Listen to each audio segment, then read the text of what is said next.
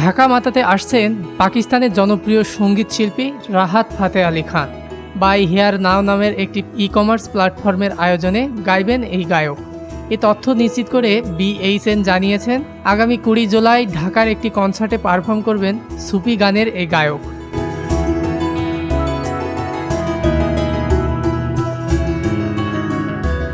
শিগগিরই প্রতিষ্ঠানটির ফেসবুক পেজে টিকিট ও ভেন্যু সম্পর্কে জানানো হবে।